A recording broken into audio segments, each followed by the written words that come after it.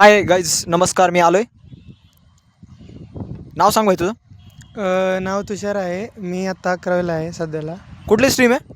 Stream science साईडला शिकते आणि सध्याला वातावरणाचं बोलत आहे की ज्या हिशोबाने इथली मोकळी जागा आहे, हवा आहे, पाणी वगैरे ज्या प्रकारे पैसे येतात आहेत, इथून मासे वगैरे दिसतात आहेत. अच्छा, मला एक प्रश्न विचारायचा आहे तुला की तुझे मित्र कोण आहेत आणि तू कुठल्या कॉलेजला आहे? मी इथं इथं महादेवनगरला AM कॉलेजला आहे आणि इथं 15 नंबरच्या पलीकडे राहतो सातवाडीत. आणि थोडंसं अलीकडं मित्र वगैरे असतात आणि मित्र माझे चौपुल्याचे आहेत वगैरे नाही का, मांजरीचे, म्हणजे कुरकुमी एवढं आम्हाला आमचे मित्र आहेत. असं इथलं कोण नाही. अच्छा, आणि भाई तुला तुझ्या मित्राला काय मेसेज द्यायचा आहे AM कॉलेजमधल्या? एवढंच म्हणायचं आहे की तुम्ही दरवेळेस असे तसेच राहा आणि पुढं काहीतरी चांगलं करायचा प्रयत्न करा. आणि तुम्ही ज्या गोष्टीहून जास्त त्रास देत आहेत त्या गोष्टीपासून तुम्ही लांब राहा आणि त्या गोष्टीचा त्रास दुसऱ्याला होऊ नये याची तुम्ही सतत काळजी घ्या. अच्छा, आणि अजून एक प्रश्न विचारायचा की तुला कुठला सब्जेक्ट चांगला सोपा जातो आणि कुठला सब्जेक्ट तुला अवघड जातो? सब्जेक्ट तर एक सांगायचं की सब्जेक्ट तर कुठला सोपा नाही आहे आणि अवघड तर कुठला जाणार पण नाही आहे. फरक एवढाच आहे की आपण अभ्यास केला पाहिजे आणि जर तुमच्याकडून होत नाही आहे, तुमचं काम आहे, कर्तव्य आहे की निदान तुम्ही वाचून तरी काढावं. त्याच्यामुळे तुमची जी राहण्याची बिल्ड आहे, तुमचं राहण्याचं जे व्यवस्थापन आहे, बोलण्याची जी कला आहे, त्याच्यानं तुमची बोलण्यातनं बिल्ड होती, वाचण्यातनं बिल्ड होती.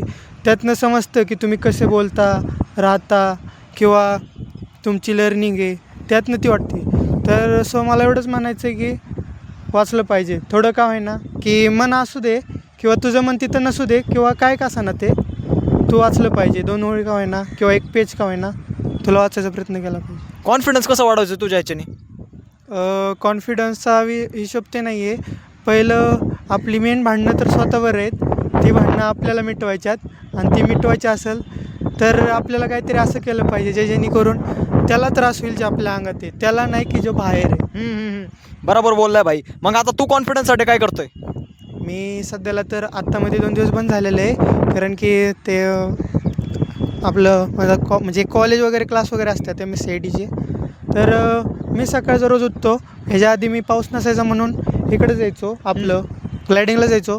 पण आता ते पाऊस वगैरे जास्त चालू असल्यामुळे आम्हाला तिथं इकडं विमानतळ आपलं ॲमेनॉरा माहीत असेल, ॲमेनॉराच्या साईडला जावं लागतं, कारण की तिथं रनिंग प्लेस आहे बघा. तो ॲमेनॉराचा जो ग्राउंड चौक आहे, ॲमेनॉरा सिटी म्हणून, तिथं आम्हाला एक फील्ड भेटती अशी, म्हणजे 2 किलोमीटरचा आहे, येता जाता रोड आहे असा.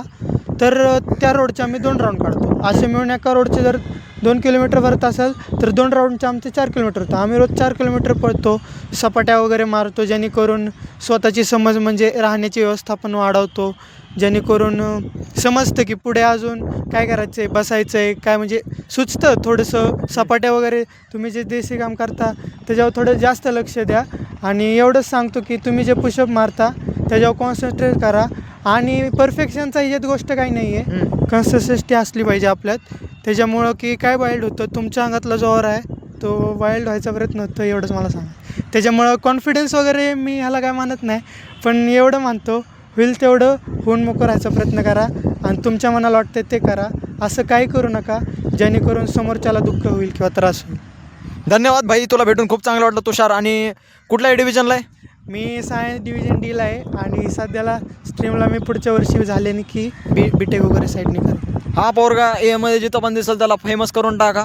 AM कॉलेजला मी पण आहे, पण ह्या पोरला जास्त फेमस करून टाका. आहे 11 सायन्स D स्टँडर्ड. सगळ्या मित्रांनी फॉलो करा भाईला. तुषार नाव आहे भाईचं. किती डिव्हिजन आहेत तेवढं सगळ्यांनी फॉलो करून टाका आणि फेमस करून टाका. थँक्यू. उद्यापर्यंत हा पोरगा लय फेमस झाला पाहिजे. Thank you sir. धन्यवाद. जय शिवराय. जय भवानी. या.